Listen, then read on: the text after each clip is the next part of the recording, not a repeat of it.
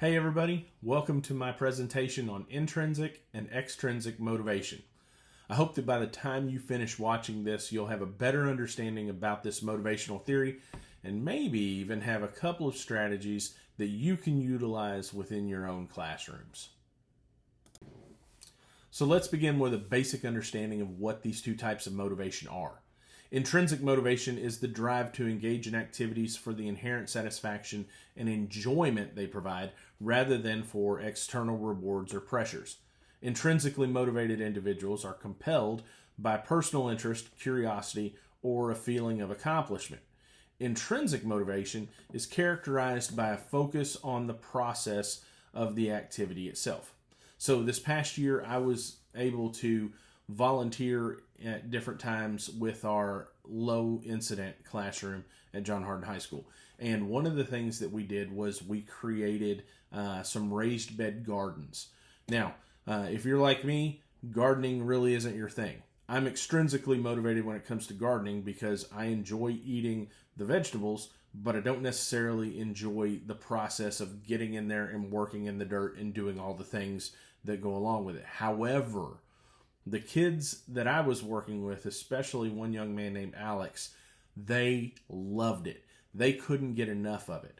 Okay, digging in the dirt, planting, tilling, pulling the weeds, all the things. Alex loved every one of them. I remember one day looking out, and I was subbing in another classroom, and I looked out and I saw Alex out there digging in the dirt, and he turned around and he had streaks on his face where I guess he had rubbed his face with his hands.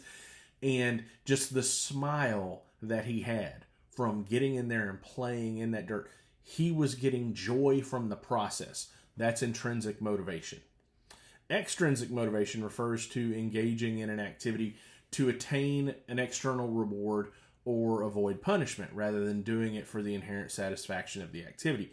Those who are extrinsically motivated are driven by factors outside of themselves, such as money, praise, or avoiding negative consequences. All the reasons that people generally get up and go to work because they need the money, they enjoy the praise, and they like the lights being on when they come home, and they want to avoid the lights being turned off because they didn't pay the bills.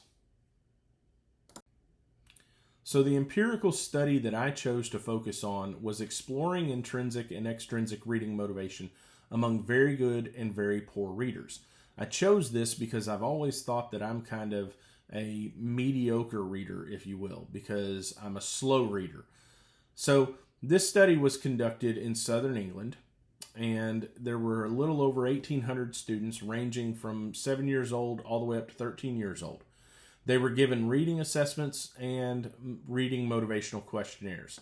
The researchers were trying to find out if there was a correlation between intrinsic and extrinsic reading motivation and reading skills. The results surprised the researchers.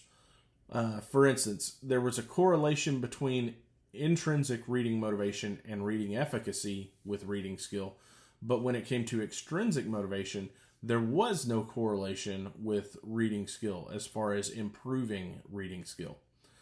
So what implications does this have for us as educators? Well, the common consensus was that intrinsic reading motivation drives reading skill. However, we found out that that wasn't the case. But we did see something interesting, and that is extrinsic motivation had a higher association with reading skill among children with excellent scores. What they witnessed was that the students who had high reading skills, they were extrinsically motivated by trying to outperform their peers or getting marks, better marks on the assessments. There were some drawbacks, though, when it came to the research. The researchers said that the shortcomings were that the children involved came from a wide range of ages, and that it also relied upon self-reporting measures where the children were asked to fill out questionnaires relating to their motivational influences. And the question really became, how well were young people or young children able to both self-reflect and self-report when it came to what motivated them. So overall, there were a few questions when it came to the results of the study. I was hoping to be able to give you guys some strategies that you could possibly implement in your own classrooms. And this is one that if you're of an age like I am, I'm 47, I totally remember Book It and Pizza Hut, where they would tell us, hey, go read a book, you'll get this certificate, and then you get free pizza. Well, it turns out that Pizza Hut is still doing this. As a matter of fact, they just recently celebrated the 40th anniversary of Book It. And so this is something that students like free food, and it encourages them to read. So if we're trying to encourage reading in our students, this is one of the ways that we could do it. But Pizza Hut's not the only player in the game. Panda Express also has a reading program that they have dubbed Read With Me, and I encourage you guys to look at that as well. When it comes to intrinsic motivation, one of the things that you should do is try to think outside the box when it comes to reading. If students are hesitant to read, but there's something where we're trying to encourage them to read, well, why not try to choose books that they want to read, or give them options to choose books that maybe we wouldn't necessarily choose, but they would, such as cookbooks or how-to books, appropriate magazines, maybe even a choose-your-own-adventure novel, something like that, hobby books, books that were made into movies.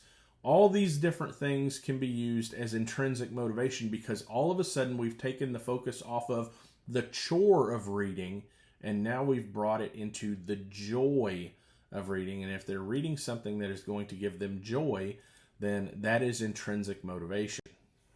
The third strategy is something that I absolutely love. I told you guys I'm not necessarily a quick reader, but I love audiobooks. I just finished a series called The Wheel of Time. It's 14 books long, and several of the books were over 40 hours long on audiobook. We can use different mediums to encourage our students and get their wheels moving when it comes to reading. And by capturing their imagination and allowing them to find joy, we are intrinsically motivating them to do what we want them to do and to enjoy the process. Thank you guys so much for sticking with me through this presentation. I hope that you enjoyed it and that you found it informative. Also, I hope that maybe you found a strategy that you can implement in your classroom and try to motivate your students a little bit more.